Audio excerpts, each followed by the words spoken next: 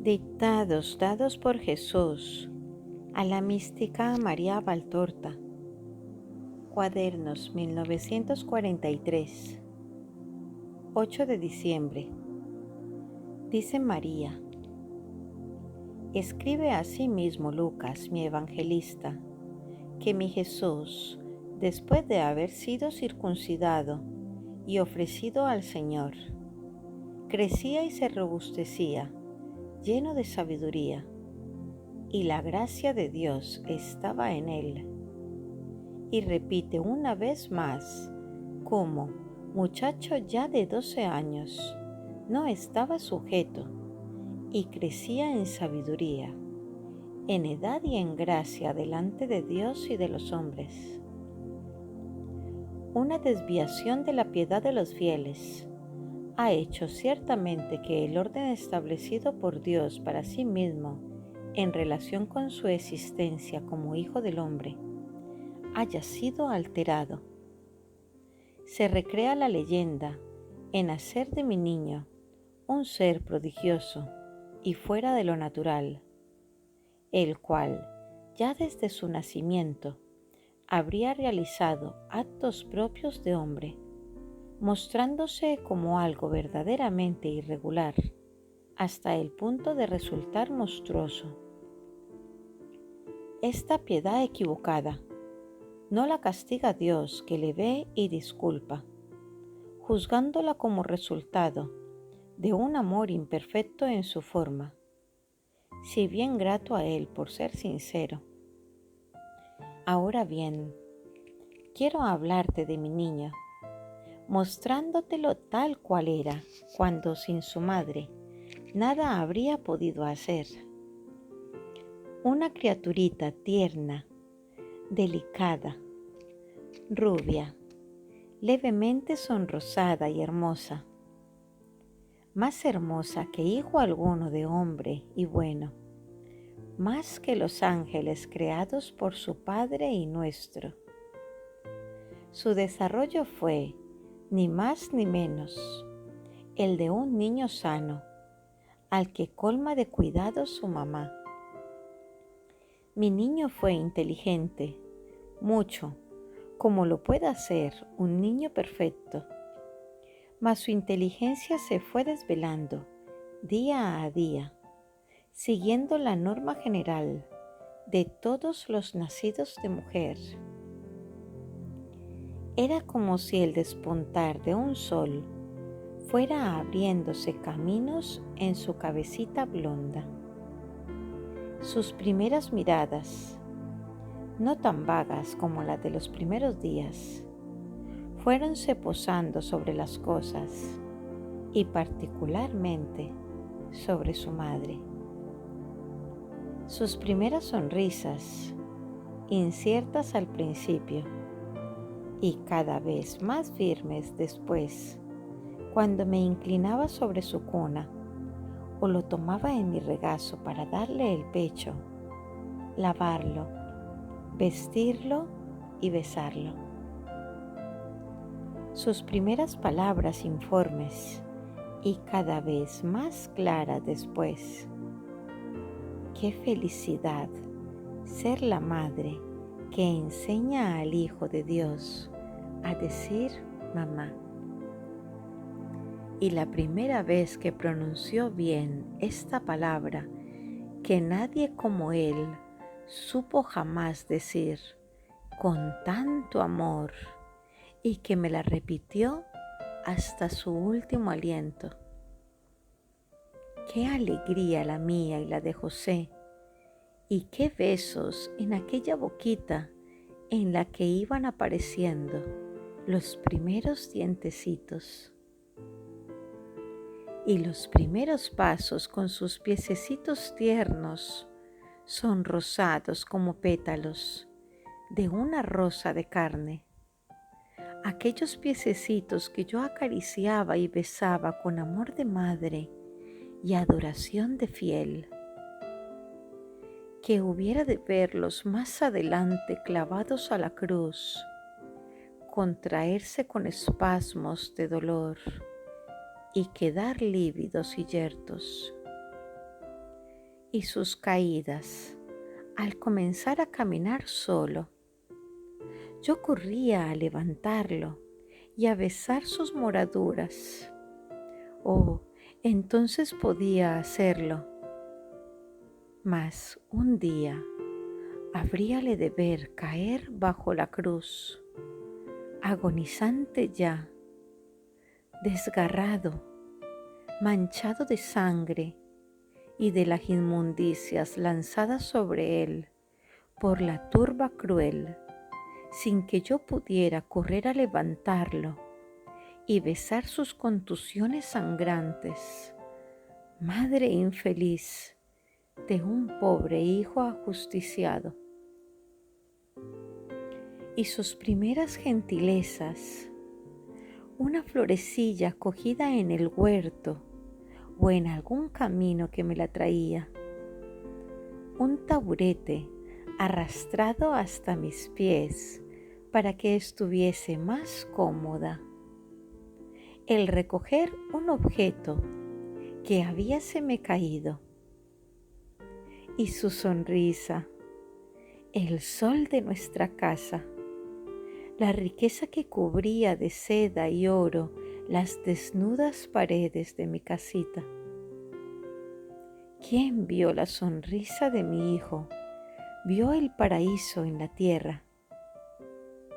Una sonrisa apacible mientras fue niño.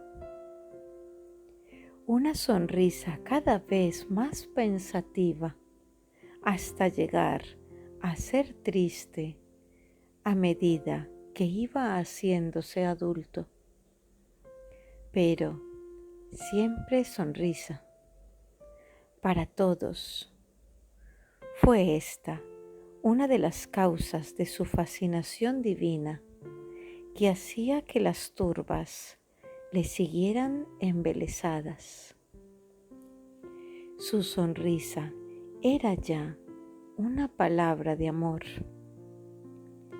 Y cuando a la sonrisa le seguía a continuación la voz, ¿qué otra más hermosa no la tuvo en el mundo? Hasta los campos con sus tallos de mies se estremecían de gozo. Era la voz de Dios que hablaba. Tenlo en cuenta, María. Y fue un misterio que solo las razones inescrutables de Dios lo podrán explicar. Cómo Judas y los judíos pudieron llegar a traicionarle y a matarle después de haberle oído hablar. Su inteligencia, cada vez más despierta hasta alcanzar la perfección, me infundía admiración y respeto, mas se hallaba tan mitigada por la bondad que a nadie llegó jamás a mortificar. Dulce hijo mío, que así de dulce fuiste con todos y en especial con tu madre.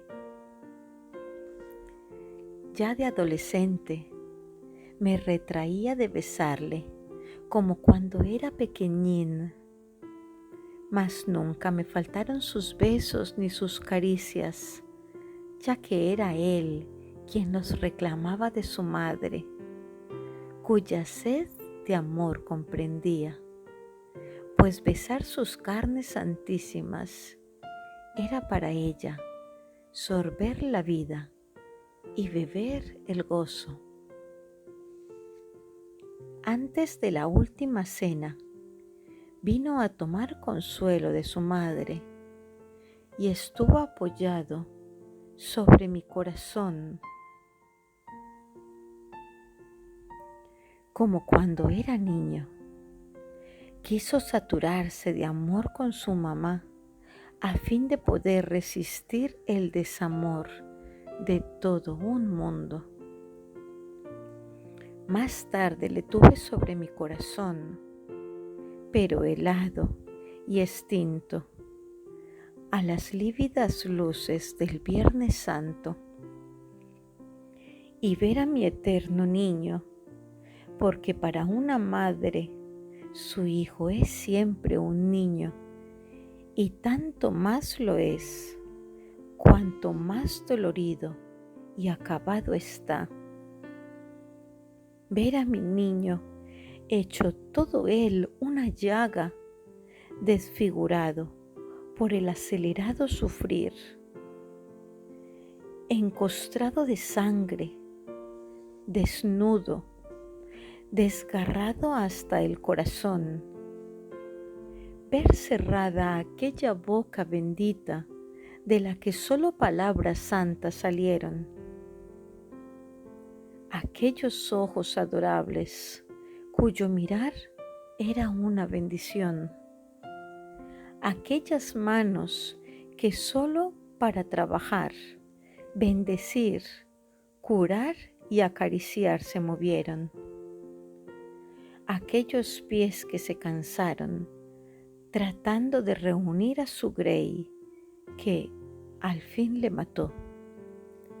Todo ello constituyó un desgarro sin límites que anegó la tierra para redimirla y llegó hasta los cielos que se estremecieron de pena. Todos los besos que guardaba en mi corazón y no pude darle durante las forzadas separaciones de aquellos 3 últimos años, se los di entonces. Ni una mayugada quedó sin beso, sin lágrima, y solo yo sé cuál fue su número. Mis besos y mi llanto fueron el primer lavatorio de su cuerpo extinto, y no me saciaba de besarlo antes de verlo desaparecer bajo los aromas, el sudario, la sábana y las vendas. Y por último, tras la piedra volcada sobre el cierre del sepulcro. Ahora bien, en la mañana de la resurrección, pude contemplar el cuerpo glorificado de mi Hijo. Entró con el rayo del sol, inferior en esplendor a él, y le vi en su belleza perfecta, mío por haberlo yo formado, pero Dios, porque Él había a la sazón superado la hora humana y tornado al Padre, llevándome a mí en su carne divina, modelada en mi seno, a mi semejanza humana. No existió para su madre la prohibición habida para María de Magdala. Yo podía tocarle, no había de contaminar con mi humildad su perfección que subía a los cielos, ya que aquel mínimo de humanidad que en mí existía, dada mi condición de inmaculada concepción, habíase quemado cual flor arrojada a las llamas en la hoguera expiatoria del Gólgota. María, mujer, había muerto con su hijo, y solo quedaba ahora María, alma, ardiendo por subir con su hijo al cielo. Y así mi abrazo venerante no podía causar turbación a la divinidad triunfante. Oh, sea bendito por aquel amor. Si bien posteriormente siempre he tenido presente su cuerpo destrozado y el recuerdo de aquel tormento, aún no ha perdido su aguijón. La rememoración de su cuerpo glorificado, triunfante, hermoso, con una belleza divina y majestuosa, que es la alegría de los cielos, constituyó mi perenne consuelo durante los excesivamente largos días de mi vivir y el constante anhelo de terminar mi vida para volver a verle. Hace 2 horas, María, que ha dado comienzo mi fiesta. Hace referencia a que era el día 8 de diciembre, fiesta de la Inmaculada Concepción, y te he tenido conmigo, dándote a conocer a mi Jesús. Ahora descansa, contemplando a aquellos que te aman y te esperan, y viendo la belleza que constituye el gozo de los santos. El mismo día, 8 de diciembre, a las 6 de la mañana, dice María: cuando en la ira del Viernes Santo me encontré con mi hijo en un cruce que llevaba al Gólgota, no salieron de nuestros labios otras palabras que mamá, hijo. Estábamos rodeados de la blasfemia, de la crueldad, del desprecio y de la curiosidad. Resultaba inútil frente a estas 4 furias hacer manifestación alguna de nuestros corazones con sus latidos más santos.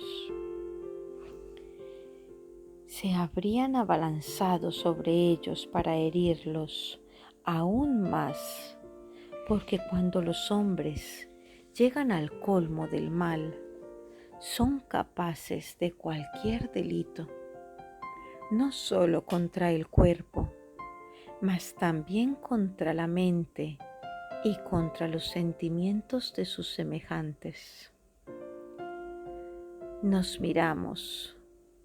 Jesús, que había hablado ya a las mujeres compasivas, instándoles a que llorasen por los pecados del mundo, no hizo sino mirarme fijamente a través de los velos del sudor, del llanto, del polvo y de la sangre que formaban una costra en sus párpados.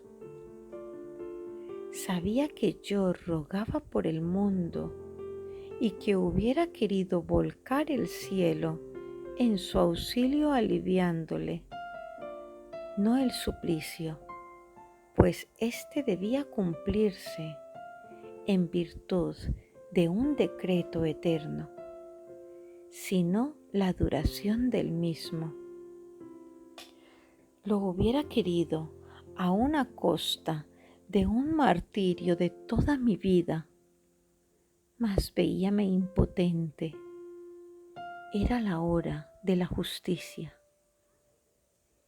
Él sabía que yo le amaba más que nunca, y yo, a mi vez, sabía cuánto me amaba él, y que, más que el velo de la piadosa Verónica, y que cualquier otra asistencia, habríale consolado el beso de su madre. Pero hasta esta tortura era precisa para redimir las culpas del desamor. Nuestras miradas se encontraron, se enlazaron, se apartaron, lacerando nuestros corazones. Y después la chusma zarandeó y llevó a empellones a la víctima hacia su altar, ocultándola de la otra víctima que se encontraba ya sobre el altar del sacrificio, y que era yo, la Madre Dolorosa. Cuando os veo tan duros, tan obstinados en el pecado, y compruebo que nuestra doble tortura infinita no ha bastado a haceros buenos, pienso qué otro tormento mayor hubiera sido preciso para neutralizar en vosotros la ponzoña de Satanás, y no doy con él, puesto que no cabe tormento superior al nuestro. Desde el momento de mi concepción inmaculada, tuve bajo mi calcañar sin culpa la cabeza de Satanás. Mas él, al no poder corromper mi cuerpo ni mi alma con su veneno, lo espurreó como ácido infernal sobre mi corazón de madre, que, si es inmaculado por la gracia de Dios, se encuentra dolorido a no poder más por obra de Satanás, que lo ha herido, valiéndose de los hombres que han dado muerte a mi hijo, desde la hora del Getsemaní hasta el fin del mundo. La madre te dice: hija, que tan querida me eres, que las ofensas que inferís a mi hijo suban como flechas para herirme en la beatitud del cielo, volviendo a abrir cada una de ellas la herida del Viernes Santo, más numerosas que las estrellas en el firmamento de Dios. Son las heridas que por vosotros lleva mi corazón. Y no tenéis compasión de la madre que os entregó su vida. Volveré a hablarte hoy porque quiero tenerte todo el día conmigo. Hoy más que ningún otro día soy reina en el cielo y llevo conmigo tu alma. Eres una niña que sabe poco de su madre, mas cuando sepas tantas cosas de mí y llegues a conocerme, no como a esa estrella lejana de la que tan solo se percibe un destello y se sabe su nombre, ni como a un ser ideal e idealizado, sino como a una realidad viva y amorosa. Con mi corazón de madre de Dios y madre de Jesús, de mujer que comprende los dolores de las mujeres, por cuanto no le fueron excusados los más atroces, y para entender los de los demás no tiene sino recordar los suyos.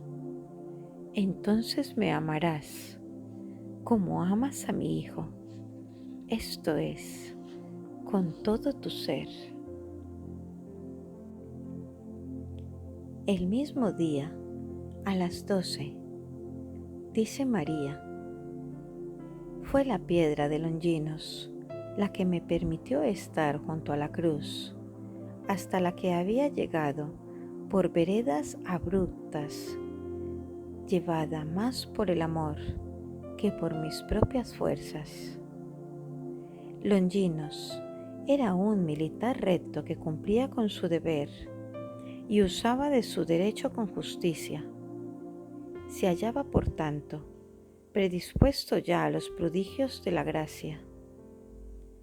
Por aquella su piedad le obtuve el don de las gotas del costado, que fueron para él un bautismo de gracia, ya que su alma se encontraba sedienta de justicia y de verdad.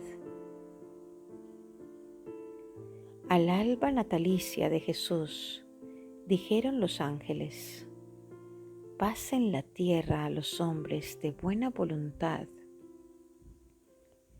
Y a la caída del día mortal para Cristo, el mismo Cristo daba su paz a este hombre de buena voluntad. Y fue Longinos el primer hijo nacido para mí por el trabajo de la cruz, como Dimas fue el último redimido por la palabra de Jesús de Nazaret, lo mismo que Juan fue el primero, y podría decir que él, con su corazón de lirio diamantino, encendido por el amor, fue la luz nacida de la luz, a la que las tinieblas jamás pudieron ofuscar. Yo no tuve que hacer sino tomar este Hijo de Cristo. El padre Migliorini sabe qué quiera expresar en hebreo el sufijo bar, de las manos de mi hijo, dando así comienzo al periodo de mi maternidad espiritual con una flor que ya se había abierto para el cielo, de mi maternidad espiritual brotada cual rosa purpúrea de aquellas palmas clavadas al leño de la cruz, tan diferentes de la cándida rosa de la alegría de Caná, pero entregada de igual manera por el amor de Cristo a su madre para los hombres, como ofrecida también por el amor de Cristo a los hombres para su madre, que habría de verse en lo sucesivo sin hijo. Un milagro de amor, si no la era de la evangelización, como otro milagro de amor, si no la de la redención, porque todo cuanto procede de mi Jesús es amor, lo mismo que es ciertamente amor cuanto procede de María. El corazón de María en nada difiere del de su Hijo, sino es en la perfección divina.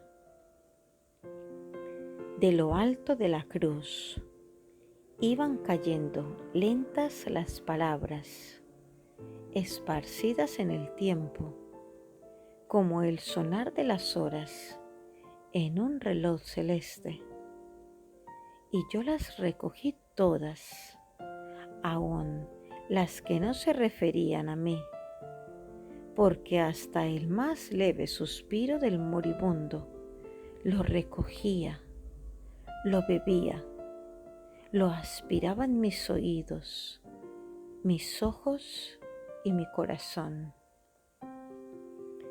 Mujer, he ahí a tu hijo. Y desde aquel momento he ido dando hijos al cielo, engendrados por mi dolor, parto virginal como el primero. Fue este místico a alumbraros a vosotros para él. Yo os doy a luz para el cielo, a través de mi Hijo y de mi dolor. Y el engendraros, que se inició con estas palabras, si bien no fue con clamores de carne desgarrada, por hallarse la mía, inmune de culpa y de la condena de concebir con dolor, el corazón desgarrado, úlulo en silencio con el sollozo mudo del espíritu, y puedo decir que nacisteis vosotros a través del pasadizo abierto por mi dolor de madre en mi corazón de virgen. Mas la palabra reina de aquella cruel tarde de abril era siempre esta: mamá, único consuelo de mi hijo al llamarme con ella, puesto que sabía cuánto le amaba y cómo subía mi espíritu hasta su cruz para besar a mi torturado Santísimo. Palabra cada vez más frecuente y desgarradamente repetida a medida que, cual marea creciente, le iba aumentando el espasmo. El fuerte grito de que hablan los evangelistas fue esta palabra: todo lo tenía dicho y cumplido. Había confiado su espíritu al Padre y expresado su dolor sin medida. Mas el Padre, que hasta entonces se había complacido en él, no se le mostró, pues, al verle ahora cargado con los pecados del mundo. Dios le miraba con severidad. Por eso la víctima llamó a su madre con un grito de dolor lacerante que traspasó los cielos, haciendo llover de ellos el perdón, y traspasó a la vez mi corazón, haciendo llover sangre y lágrimas del mismo. Yo recogí aquel grito que, por el rictus de la muerte, y qué muerte, su palabra se transformaba en un desgarrador lamento, y esa exclamación la llevé clavada en mi ser como espada de fuego hasta la mañana pascual, en que entró vencedor, más resplandeciente que el sol de aquella mañana apacible, mucho más hermoso de lo que anteriormente le hubiera visto nunca, ya que si la turba me había engullido a un hombre Dios, me devolvía a un Dios hombre, perfecto en su majestad viril y lleno de gozo por la prueba concluida. También entonces dijo: mamá, pero, hija, este era el grito de su alegría incontenible, de la que me hacía partícipe, estrechándome contra su corazón y despojando de la amargura del vinagre y de la hiel el beso de su madre. No te extrañes de que en el día de la fiesta de mi pureza te haya hablado de mi dolor. A toda dádiva de Dios se contrapone en justicia otra de parte del beneficiado con ella. Toda elección comporta deberes, enormes y suaves a la vez, que se transforman en gozo eterno al finalizar la prueba. Al don supremo de mi concepción inmaculada, debía de mi parte corresponder el de ser madre del Redentor, o sea, la mujer del dolor. Y la amargura del Gólgota es la corona puesta sobre la gloria de mi concepción inmaculada.